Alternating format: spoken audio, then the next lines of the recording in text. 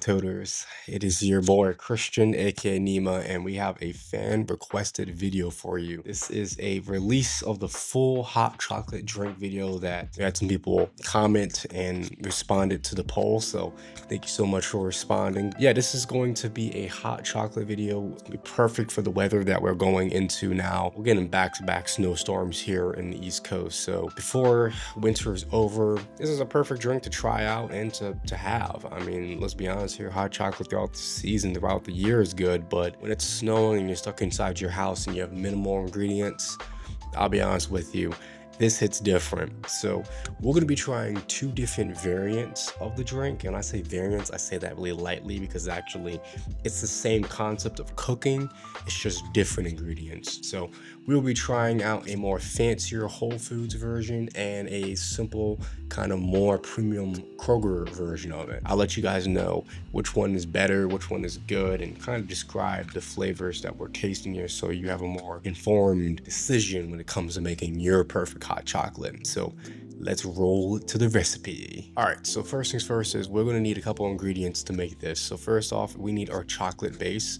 So I decided to do two versions of it, like I mentioned. We're trying a Whole Foods and a Kroger. So the Whole Foods, of course, they only had cacao powder when I was there present. Maybe it was because everyone bought out the standard cocoa powder, but it was only cacao powder. And this was a little expensive, not gonna lie. But with cacao powder compared to cocoa powder, it's a little different in a lot of ways. It's the same plant, but cacao powder is the raw, kind of unfiltered, unfinished product compared to cocoa powder, which has been fermented, dried, and processed more intensely. So with these two things, they should be similar tasting, but there's gonna be a little differences of hints of, you know, what is more organic, what is more fresh. And we're also doing more of a fancier chocolate chip that's kind of bittersweet. It should be more organic. It is fair trade too as well, so it has some ethics for how it was grown and produced.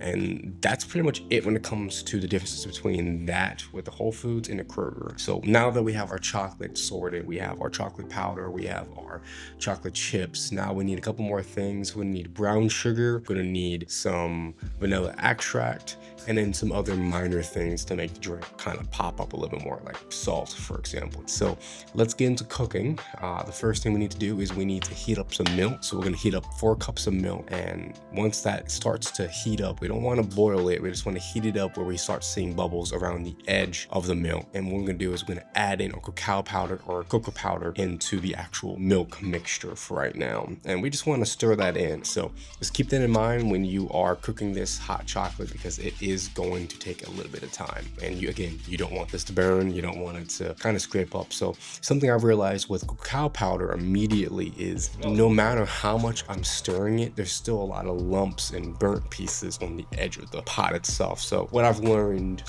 after making the drink a second time off camera was sifting it through a little matcha filter or just a fine mesh filter. That helped tremendously with a lot of the extra cacao powder that actually kind of stuck onto the edges of the pot. So sift it real quick and you should be fine. So after that cooks down a little bit, you start seeing bubbles again. And again, you're not boiling it, but bubbles on the edge, little tiny ones. That's when you can take it off the heat for just a couple seconds to add your chocolate chips. It's a little easier when it's chopped up, and when you start mixing it, it's going to be a little easier to kind of blend that into your actual milk mixture with cocoa powder or the cacao powder. So we're going to put our chocolate chips in, our chopped up one, and we're going to cook it down again for another few minutes just to kind of heat things up but not boil. Really, really important. You do not want your chocolate chip, your hot chocolate to be boiling. It should be hot. There should be steam coming off of it and little bubbles on the edges. Keep that in mind. After that's done and it's heated up to your preferences, now you can take it off the heat and you can add in your vanilla extract and your salt. It's pretty much done from there when it comes to the drink. I recommend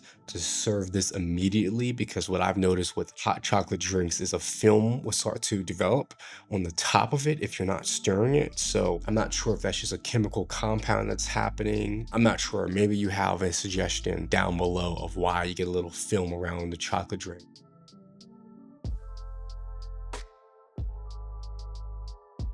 All right, so let's try the fancy one real quick. It does look a little rough because I didn't make both drinks at the same time, so Yeah, I decided to do one at a time. I don't know why, but sure. Anyway, let's try it. Cheers.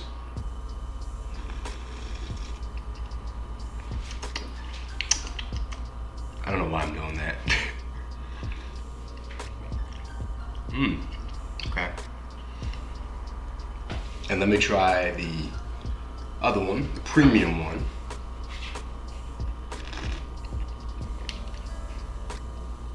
Okay.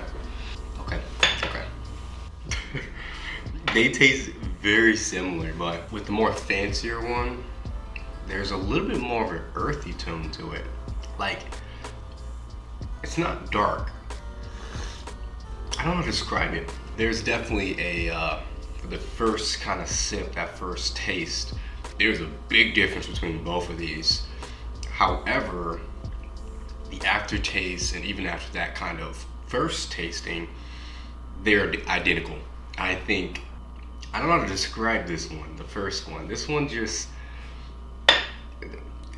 we need context, okay? So this one right here, tastes like a hot chocolate. This tastes like someone got some nice dark chocolate and they made this with hot chocolate in mind. Like this tastes good. This tastes amazing. But this one's different though. This has a beginning taste of, I think it's more earthy. I think it has more of an earthy taste compared to the dark chocolate from our premium selection. So I don't know which one I like more. Okay, so now you heard me yap about the drinks and a little bit of a post, game kind of notes when it comes to the drinks. Cacao drink definitely, again, tasted really smooth. It was consistent all the way through. It wasn't sharp compared to the first kind of tasting of the premium, kind of more dark chocolate version of it. I think that just comes down to, again, how much cocoa and cacao powder concentrate is present, depending on which powder you get. So if you want more of a darker chocolate, obviously get something with higher cocoa kind of concentrate. But for me, I think the cacao one was more than enough. It was blended nicely down. The premium chocolate to me was a little sharp at times, and I wasn't a big fan of that. I definitely do like dark chocolate, but I just don't like it when it's like extreme like that, if that makes sense. So it's up to discretion. Maybe adding some more milk or some sugar would balance it out. I don't know why I said milk, because it is pretty much milk.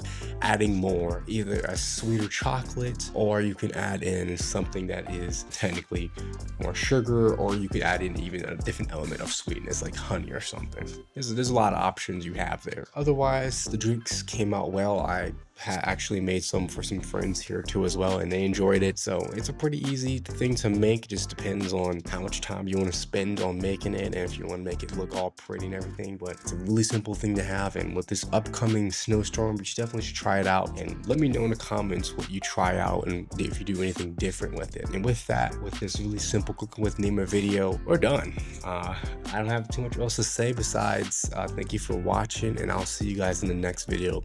Should be coming out here relatively soon. So see you guys.